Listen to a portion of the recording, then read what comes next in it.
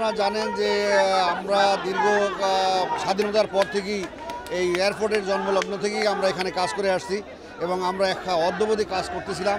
তো এই নতুন অর্থ বছরে এসে সরকার একটি এনবিআর একটা আইন ইম্পোজ করেছে, যেটা বিধিমালা 2007 নামে, যেটা কুরিয়ার সার্ভিসকে আমরা যে কুরিয়ার সার্ভিসের কাজগুলো আমরা করতাম, তো ডেইলি 2500-3000 বিল অফ এন্ট্রি আমরা প্রতিদিন খালাস করতাম।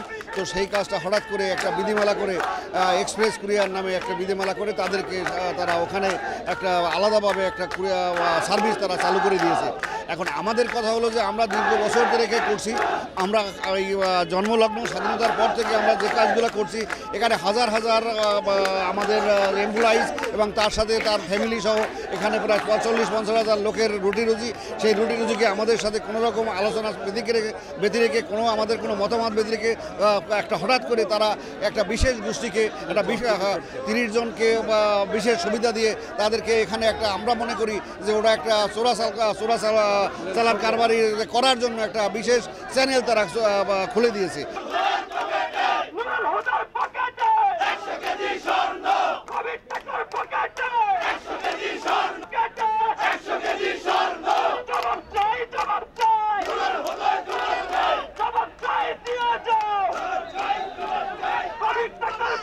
আমরা কাজ করে খেতে চাই, আপনি হঠাৎ করে 8000 লোককে বেকার করে দিয়ে 29 জন লোকের হাতে এই জিনিস দিবেন, এর পিছনে কারণ কি? আপনারা তো অতি উৎসাহ হওয়ার পিছনে কারণ কি? নিশ্চয় এর পিছনে কোনো কারণ আছে।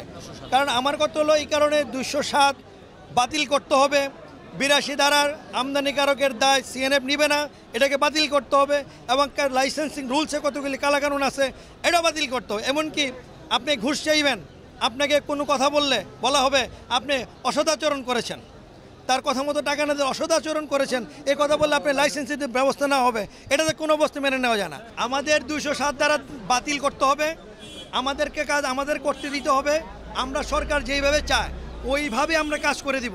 সুতরাং এই আইন বাতিল না হওয়া পর্যন্ত আমাদের কর্মবিরতি চলবে না। আপাতত ঢাকায় পর্যায়ক্রমে সারা দেশে যাব।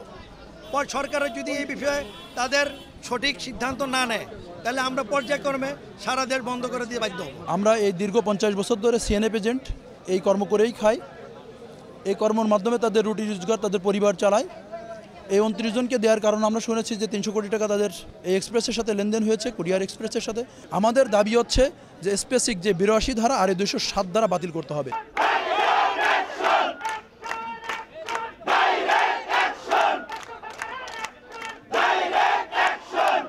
এনবিআর যে কোনো সময় আইন প্রণয়ন করতে পারে, সংযোজন করতে পারে, বিয়োজন করতে পারে, এটা একটা ধারাবাহিক একটা নিয়ম হইতেই পারে।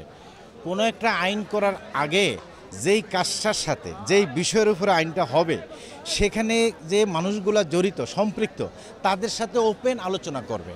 আলোচনা করার পর এখানে সরকার কি বেনিফিট পাচ্ছে, কোনো সমস্যা হচ্ছে কিনা, রেভিনিউ ফাঁকি হচ্ছে কিনা, এবং আমাদের এই দেশের আন্তর্জাতিকভাবে কোনো প্রবলেম হচ্ছে কিনা, এসব বিশদ আলোচনা করে পজিটিভ দিকটা মাথায় রেখেই কিন্তু আইনটা প্রণয়ন করা হয়। এখানে যে আইনটা করা হয়েছে এই আইনটা করার পরে আর এটা যদি বাস্তবায়ন হয় তাহলে কি হবে, এই কুরিয়ার হবে একটা কালো বাজারের একটা রোড। এখন জন্ম সনদ দিয়ে খোলো বিকাশ স্টুডেন্ট অ্যাকাউন্ট, নিজের বিকাশ নিজে কর।